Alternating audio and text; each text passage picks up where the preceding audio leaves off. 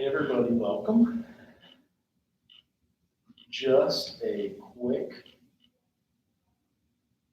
bunch of digits before class. We do have a gentleman coming in that will speak from the police department in Wisconsin, so Madison, Wisconsin. They do hire for a lot of money. We're talking, he spoke in our morning class. So that being said, I wanted to kind of just show the week 6 PowerPoint. We just started with storming and norming. So we've already finished the forming with audio, and now we're going to storming and norming. So week 6 and week 7. So good job, those who led groups last week. I know somebody said they went to lead groups next week. So let's see here. I'm going to search all downloads for week 7.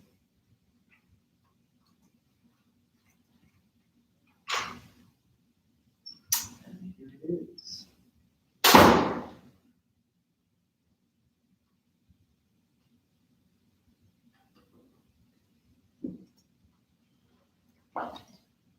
Week 7 PowerPoint being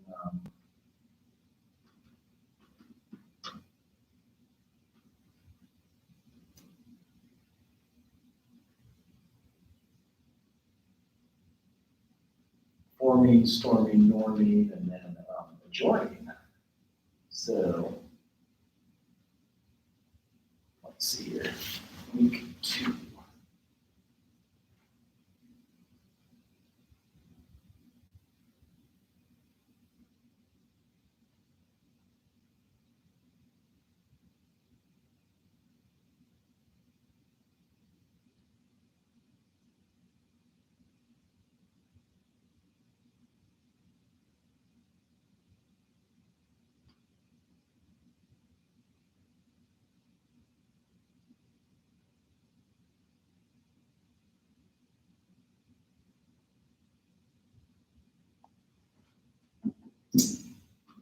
So let's go with that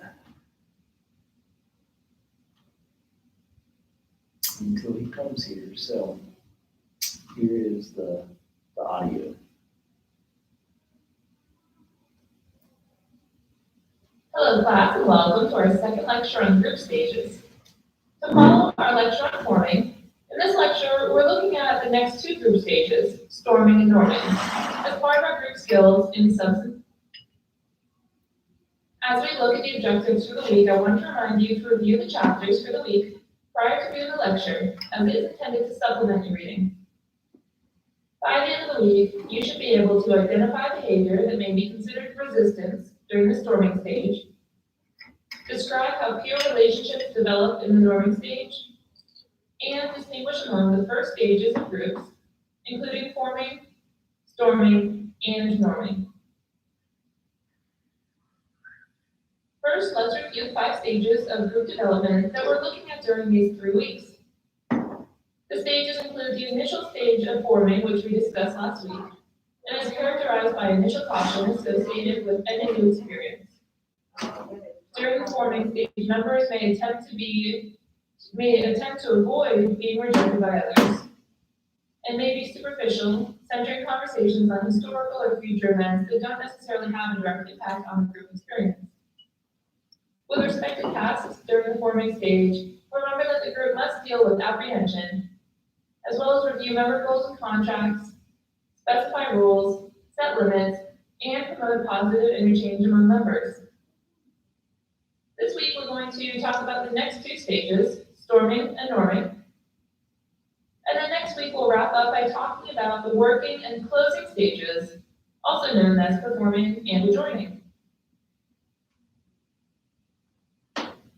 So first today we will look at the storming stage and talk a little bit about member behavior here. As the group transitions from the initial forming stage to the next stage, which is storming, group members may begin begin to compete with one another to find their place in the group. Peer relationships may be uncomfortable as the group struggles over power and control, and may be characterized by anxiety, resistance, defensiveness, conflict, and confrontation. The storming stage helps bridge the group closer to a time of productivity, and although it may be uncomfortable, it is necessary in the development of a successful group. Primary tension is what members are likely to experience during the first session, and primary tension is concerned with the kind of awkwardness that comes with strange situations. Secondary tension, in contrast, deals with inter-group conflict and is what we see in the storming stage. With the help of group leaders, members work through non-productive ways of relating and begin to establish new patterns and a role in the group. The issue of power is central to the storming stage and refers to the capacity to bring about certain intended consequences in the behavior of others. In response to the struggle for power, group members may at first attempt to address the issue through old approaches, like fighting or withdrawing, and because members are still just beginning to get to know one another, there's very little trust established in the group during the stage. Members may exhibit resistance to change through behaviors like intellectualizing, questioning, or advice giving, as well as band-aiding, where members prevent others from expressing their emotional pain by trying to soothe a calm member who may actually benefit from exploring themselves more deeply. Other resistant behavior may be seen through dependency, or members who monopolize group time, and also through an attack on the group leader, which may come as a result of subgrouping, fear of intimacy, or extra-group socializing. There are many strategies for working through the interpersonal and intrapersonal group issues that occur during the storming stage, which may include inviting the process observer to come provide feedback on what he or she sees occurring within the group. This neutral third party can help spark conversations, which might allow members to attempt to change behaviors or modify ways of interacting. Working through the storming stage will result in members having a greater capacity for productive work by having established emotional space for one another. The interdependency among group members and the stability of the group as a whole cannot deepen until issues within the group surface are acknowledged and are dealt with. The work that occurs during the storming stage allows for the group to progress to the norming stage, and ultimately this is the work that allows for productivity and success in the long term.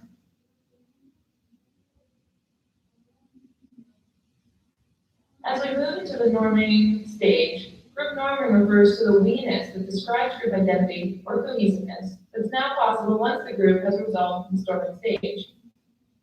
During this stage, peer relationships are categorized by an increased sense of identification, where members begin to see themselves as being similar to one another.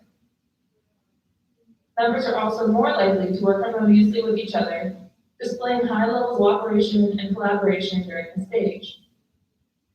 Cohesion describes a sense of groupness that promotes high morale, trust, and solidarity. Cohesive groups are more effective in their communication patterns and also tend to have more fun, but there can also be pitfalls. For instance, a group that's highly cohesive may avoid addressing anything that could potentially be upsetting in an attempt to maintain that positive atmosphere. But ultimately, this detracts from the overall success of the group and its members. With respect to tasks, during the norming stage, group members learn to regulate, evaluate, and coordinate their efforts. They do so by showing support, empathizing, facilitating discussion, and providing self-disclosures which reveal information about themselves to our group members. The norming stage results in a group that feels connected and is able to move on to concentrate on being productive rather than protecting themselves. Norming allows group members to clear their minds, reassess their goals, feel good about themselves, and make new plans for the working stage of the group. So here we are again, ready for our second video clip, looking at leading in the here and now. This 1 hour section is called Transition and Flight. And you will again need to log in using your username and password in order to access the video. This video is going to illustrate these next two stages for us of storming and norming, and also provides a nice model for strong group leadership. Please make sure to take the time to review this video, whether it be in short segments or the full hour in one sitting, and look specifically for issues related to struggles for power, issues of anxiety, and later an increased sense of identification and cooperation and collaboration among group members.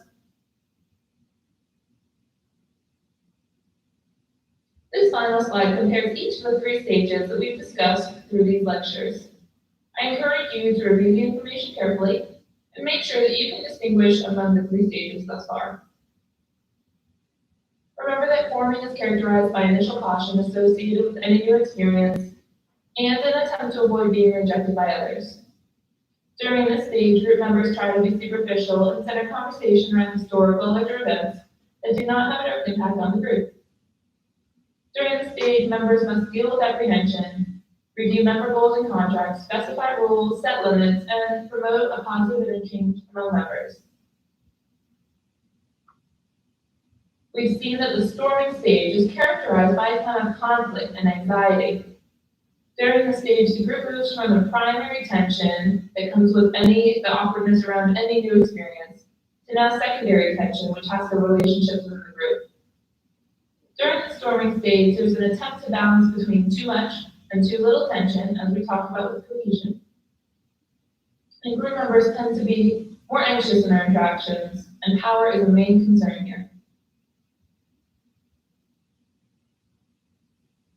During the norming stage, there is a strong sense of we-ness that comes when individuals feel a sense of belonging. High levels of enthusiasm and cooperation are also during the stage. Group members begin to identify with one another, and the relationships may benefit from hope, cooperation, collaboration, and cohesion.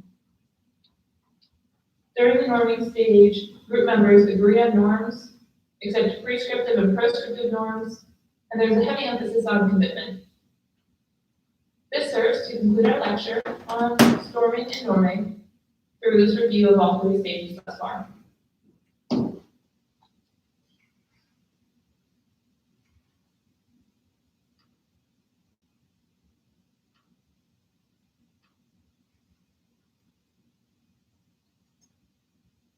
So forming, storming, and norming, which some of you had done last week.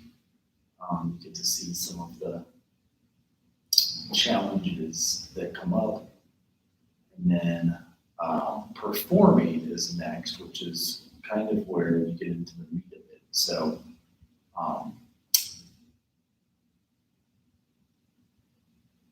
which I kind of want to go in both. Norming and performing. As you get into the group, especially the addiction recovery group, you can see some folks that take to the recovery better or get challenged in some way, and they have to perform. They have to stay sober. They have to act on what they're doing. So.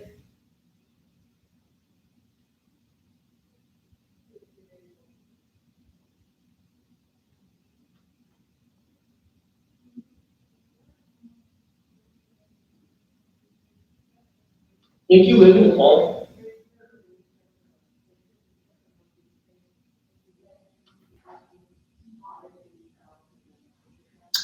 for those that are doing online groups, just be sure you cover all of these, and if you have any questions, just email me. So that's all I've got. How's it going? Good. I actually started a little early so I could get my stuff out of the way, and you're ready to go. All right, perfect. So I have to film it from here as it was about to die, so I don't know how great it is, but it's, it's something. Right, I was gonna say. We may have one or two show up a little bit into it, but Let's try to recruit one of your freshmen. online. Oh, yeah. Okay, Career fairs. cool. That sounds good. They missed the last year. Right, okay. I don't know if they were intro to social workers or not. I think she said she was. Oh, okay. I think I told some of them to go over that way, so. you know, that's the whole idea of college anyway. I mean, get a job and like you said, they'll maybe pay for colleges too. Yeah. If You you would- get you far do it enough while into you're it. there, yeah. So if you're studying online here, you could always sneak in maybe your senior year or last semester too. So that's what I did when I was in college. Right, no, that's good. Started.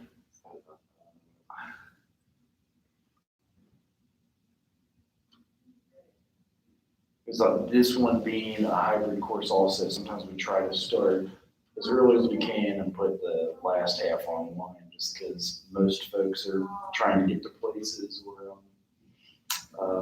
stuff in person. So I know you're hitting the road too, but I'll put your email out there for anyone who has questions.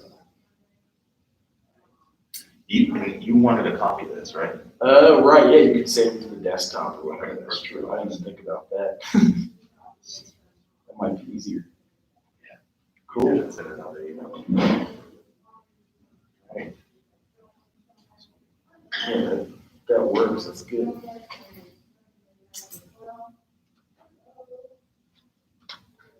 All right.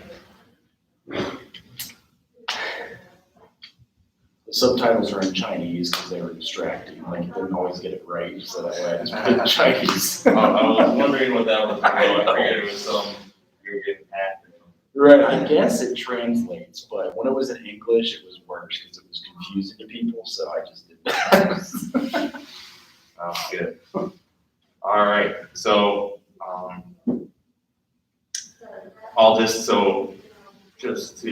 I'm gonna do a quick presentation here on, kind of general terms of how police and social workers can kind of work together. I mostly work in the mental health side of things, but this can really kind of go kind of any part of social work, at least the main themes. So just to introduce myself here real quick, so I'm a police officer for the city of Madison, specifically a mental health officer. That's in Madison, Wisconsin, not the Madison County, Ohio. So it's a little ways away, but I'm in town today for a career fair, doing some recruiting, and I kind of wanted to, given my position in the department, do a quick presentation here, kind of to introduce across the borders between social work and policing. But just to I want to kind of give a quick my story about how I became a police officer. So I am originally from Ithaca, New York, as you can see from there, and I studied emergency medicine to be a paramedic at the University of Pittsburgh. I worked as a paramedic for the city of Pittsburgh for approximately 5 years after that, and also went to nursing school and did some work as a nurse. And I really liked the mental kind of health aspect of nursing and communication and kind of the therapeutic counseling and talking with people in mental health crises. But I kind of realized that I didn't like working in the hospital. I wanted to be out in the field like I was with a paramedic. And I also realized from being a paramedic that the policing or being a police officer is really how you did that work in the field. So I then decided to be a police officer. I also, this was also in the kind of post George Floyd or post Ferguson era of policing, and I really kind of wanted to be a part of the solution of policing as a multiracial officer. Kind of didn't want to kind of sit on the borders and really make a difference on my own. So, kind of some general objectives for this presentation. So, I want to identify some points of kind of intersection between police officers and social work, examine some barriers to effective collaboration, and then some strategies to improve collaboration. So police and social work, so kind of define some roles here. So there's a lot of kind of shared cases or shared kind of things that police and social work and social services really have to intersect with. So mental health commitments are one. It works often very differently in different states, but I know in Wisconsin, the law actually states that both police and social workers both have to approve a mental health commitment called emergency detentions. So it basically requires this to happen. Also, suicide attempts in general usually involve both police and social workers. Sometimes or police on the front end, sometimes crisis lines where social workers will often work and then police. Sometimes social workers on the back end after police already brought the person to the hospital or something like that. Also, acute mental health treatment. It's not necessarily just suicide attempts, but other kind of mental health illness. And then other things like child abuse and neglect cases, so human services and CPS are usually staffed by social workers, but often have a very heavy police presence in them. And then also domestic and family or domestic abuse. Police obviously respond to domestic abuse quite often, but shelters and domestic abuse advocacy agencies are often also staffed by social workers. Then there's AODA, which is alcohol and drug addiction, also a very common thing for police to be involved in, and also a very common thing for social workers to be involved in. Then there's some other more things like mental health, other dangerous activity, work with vulnerable populations, and then also non-compliant with commitment orders, which is a little specific to kind of mental health commitments. So similar professional. So then if you take that, like we work together a lot, right? And because of that, it would make sense that we also have very similar professional challenges. So we both respond to mental health emergencies or really social problems of all kinds. And we also work a lot of shift work and duty work and are on call a lot, 24/7, and have to be very flexible with our time. So it's really something that you can kind of very much work together. And we also are, primary responders to a lot of things, have to exert some power and control over people and their choices and convince them to kind of how to make better decisions, and also have to triage calls, both systems, all these systems and social services, whether it's police or CPS or mental health crisis unit, are all overburdened with calls, and you always have to make decisions on what is most important now. And then responsibility and ownership, they both require a lot of responsibility and ownership of the decisions you make, and kind of being accountable to those decisions. And then the subject, always a subject of scrutiny and second guessing. I mean, that's obviously very clear with police, and it's also very, very clear with social workers too, who are I often hear how much they're second guessed when they don't commit somebody or something like that in our line of work. And this creates a lot of concern for liability when you're making a decision whether this person is actually suicidal, and are you going to actually force them into treatment, or how safe can you make them? And we're all trying to deflect liability as much as we can. So let's explore some differences, since obviously we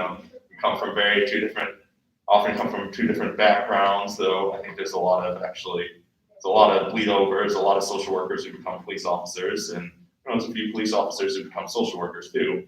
So there's more connection than you think, but they're also different jobs, and we should recognize that. So police often have a very command structure, very structured kind of command structure, military-like-ish. So despite the fact that police actually do have a lot of discretion in their work, they also have to do what they're told in a lot of ways, and they can't push back necessarily on when a supervisor tells them to do something.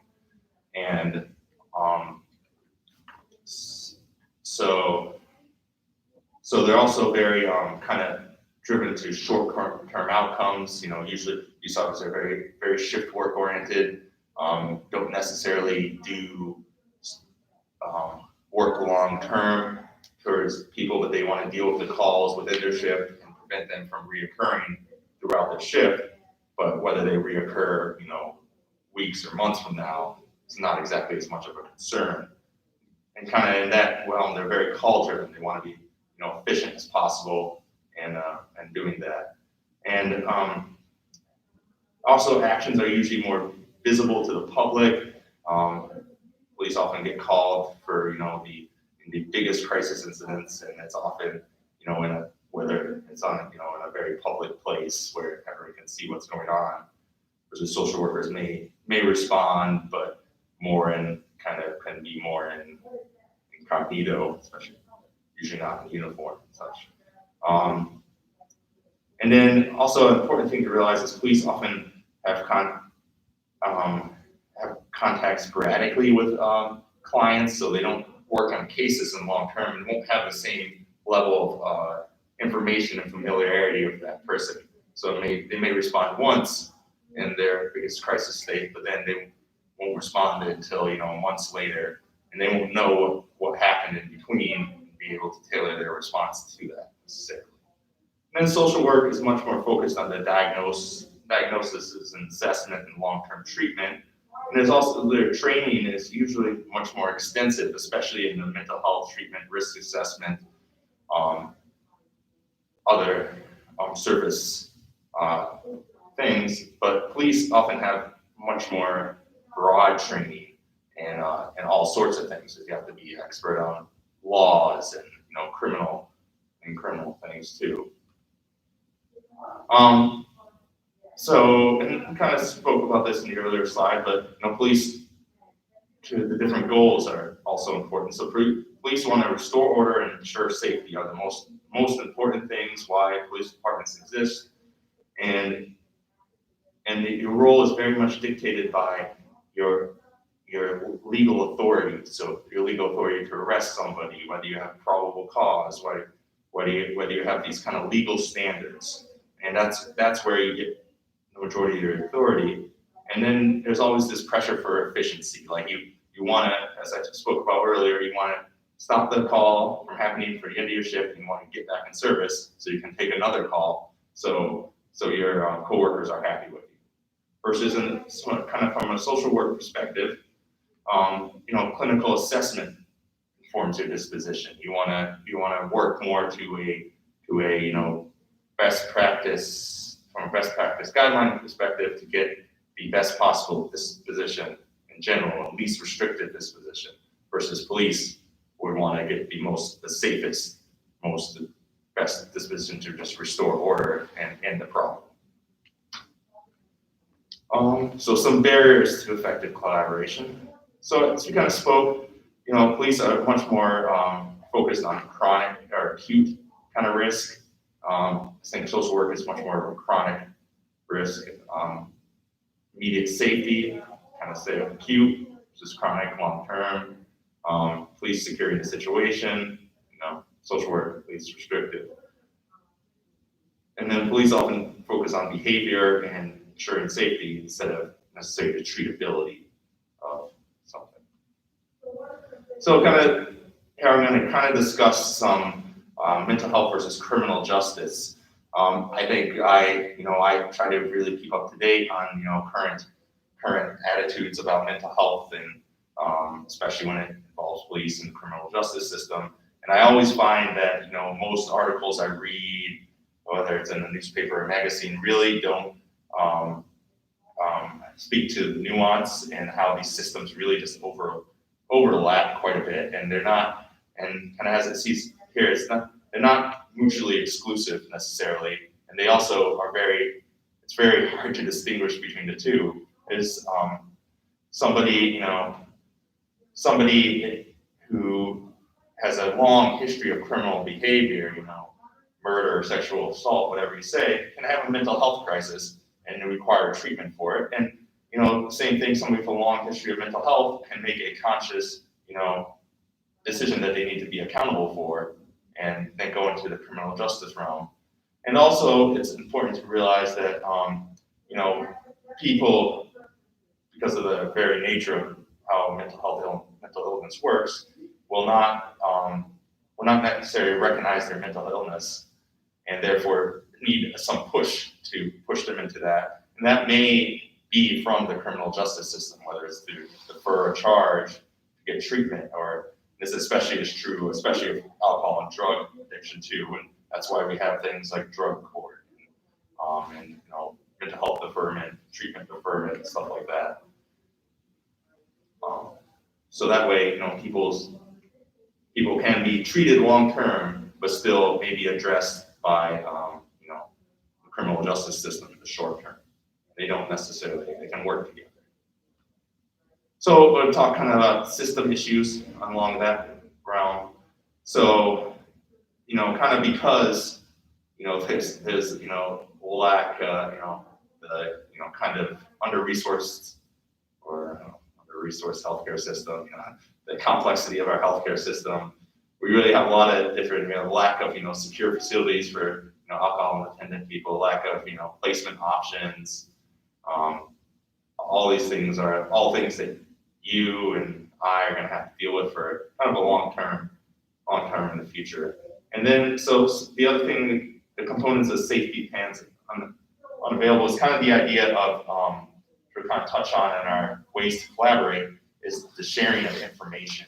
So as we discussed, like police officers sometimes will only respond once in, you know, this really crisis, really stressful situation. They may deal with it on that end well, maybe poorly, however it works. But then they may not respond to that person for months or days or years, and it probably will be a different officer responding that time. And so the ability to, for police to be aware of, you know, what the treatment of a client in that area is supposed to be, can be very helpful and really prevent, you know, people being criminalized for their mental health, or being treated successfully or not treated successfully. So it's an important thing to realize as you kind of go through your career, to really try to work on that information sharing as best as possible. And then obviously there's, we'll speak a little bit to the kind of protected information in HIPAA. So I worked as a paramedic and a nurse for a while, so I'm pretty familiar with, you know, sharing information and such, and the importance of complying with HIPAA. But an important thing to realize, so remember this because I think people forget often, is there actually is federal kind of regulation on how to disclose information to police kind of in this realm. So as this, you know, federal law states, so if it's necessary to prevent or lessen a serious or intimate threat to somebody's health or safety, then you can disclose information to a person or persons responsible are able to prevent or lessen this threat. So that would most likely be the police, and disclosing information to that person, to the police, if it can prevent or lessen a serious threat or imminent threat to somebody's health or safety.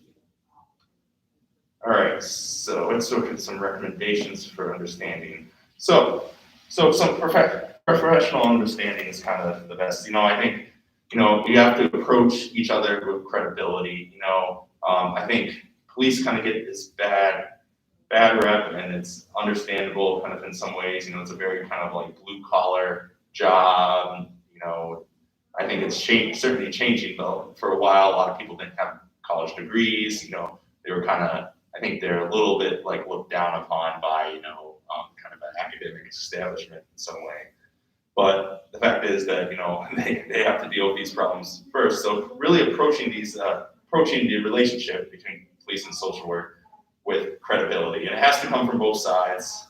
I'm speaking to you now as social workers, so you can only fix one side necessarily. But, you know, maybe once some of you become police officers, you can remember this too when you get mad at the social workers or something. So, but approaching it with like a trusting relationship that, you know, you each have a goal here. The real goal is to, you know, make society a better place, make your communities a better place, make your job easier. You know, these are all both have this goal, and to, you know, trust each other and use each other in correct ways in this. So treating each other like colleagues and collaborators. So to maintain kind of this mutual involvement, determining disposition is really good for communication between two. So, and then avoiding using police as kind of this taxi service babysitter. So So don't necessarily always tell a person they can always get a ride from the police. And, I mean, this is something, if they're suicidal and they need a ride to the hospital, they can always get a ride from the police. But, like always the police can just take them home, or the police can do this, or the police will sit with them and, and for, hours or whatever. So we kind of, in Wisconsin, it's a very, complicated mental health system, and very difficult, especially in our county, because there's only one state mental health hospital in the whole state, and it's 2 hours away from Madison. So the police have to literally taxi every commitment up to this Winnebago Mental Health Institute, which is in Oshkosh, Wisconsin, and then go back. And it takes 2 hours, 2 officers who have to drive up there, drive back. They have to wait at the hospital beforehand for sometimes, often 4, 6, 8 hours for them to be accepted at this hospital. And so the police, who, because of system problems, already feel like a taxi service and a babysitter and kind of in my situation. So really keeping them aware of what's going on, updating them, and kind of using this, saying, sorry for wasting your time, or, sorry, we're working really hard on this, but, obviously it's not our fault, stuff like that. Really does make them feel better that, they're being respected as, members of this treatment team and members of, the general professional environment of the place. And then just cultivating good relationships. So, learn about, the police policies and practices wherever you work, the mental health training they get, going on ride-alongs, attending police meetings and briefings, and making relationships with your police in the area. It's very important to kind of this, mutual credibility. So managing mental health emergencies. So this kind of goes back to sharing information, using kind of this need to know information as we discussed. It's not the time to departure from practice, but you make the practice before the emergency. And then, keeping it, as we kind of discussed before, keeping each other informed of the case. So really kind of, if you want the police to call you every time they respond to your client, then you should also, distribute information to them every time it changes. So, and then also addressing barriers as they arise, which are kind of discussed now. So it's also important, as we kind of discussed, this chain of command. So recognizing that, so often, like if you tell one police officer who responded that night and at 3 a.m., this is the plan, then they might not be able to distribute it throughout the department because of issues with chains of command. But if you tell their lieutenant of their district that, this is the plan, this is how we would like things to respond when you have to get called to my client, or, can we work on the plan here? And then that lieutenant can distribute that out. It comes from much more credibility from a police perspective, the lieutenant's telling them to do this, or the sergeant's telling them to do this, than it would necessarily from some random, officer who responded on one day. And then really developing this kind of contact person for each side. So there's a contact person in your agency or wherever you're working for the police to go to directly to deal when they have issues that they need to be resolved. And there's a contact person with the police that you've identified that you can go to specifically with issues. It's usually the best case scenario. And so I'm going to discuss a little bit about our police department and kind of our specialized response and how it kind of works for us. So each person who gets hired starts as a patrol officer. So they respond to calls. You get this kind of CIT, critical incident training in the academy. And then, as you go through it, you can pretty soon you can become a mental health liaison officer, they call it. And it's kind of a volunteer position. You get a couple extra training days a year to learn more about mental health systems and best practices and some extra CIT training type of issues. So, and then you kind of have, you know, a little bit more responsibility, and you can, you know, do a better job on the mental health calls you respond to, and just be more familiar and assist your other officers in that way. And then the next level would be a mental health officer, which is a full-time position. So there's 6 of them in our department, along with the sergeant, and this is what I am, and you have to apply, you have to go through an interview, submit your resume, kind of a essay/memo about why you want to do it, and then you get selected, so it's a competitive position. And then also within kind of this mental health unit, or full-time mental health unit, there's 3 also crisis workers who are all social workers who work kind of with the mental health officers, and, you know, following up, and are kind of the point of contact of the department for our crisis organization in our county. Then, you know, the command officer is a captain of the community outreach team, which includes the mental health unit. So that's kind of how the command structure works for us. So there's kind of like some general duties of myself and the other mental health officers are to attend weekly meetings, you know, kind of work our schedules with the other mental health officers and crisis workers to, you know, address issues within our city. And then also you coordinate follow up with mental health liaison officers. So I usually have a monthly meeting with our other mental health liaison officers, and they to kind of discuss our current plans for, you know, the frequent flyers within our district, so they can, you know, be aware of, you know, what I'm working on, what, you know, the other providers are working on, and kind of how best to address, you know, issues as they come up with them. And then we also coordinate some home visits with the often with the other crisis workers. So there can be a police officer who's available to kind of do this more proactive, active thing. And then there's kind of just a few other things. You know, kind of work on the front end of these emergency detentions. We have the time to kind of put more long-term work into somebody who we want to be committed, who a patrol officer doesn't have time in that moment, their shift to do. And then, so the crisis workers themselves, as I said, they're the liaison, as we discussed, to all the entire department. So often detectives will go to them, you know, sergeants will go to them when they're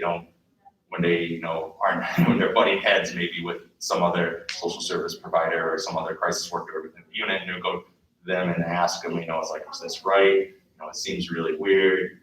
What happened? One story we had about this, I remember, was, you know, somebody had I think it was a domestic, and then they claimed they were suicidal. So the officers, who did a really good job, took them to the hospital to get a suicide risk assessment, because, you know, we have a policy that we treat, you know, mental health prior to the whatever criminal issue was going on.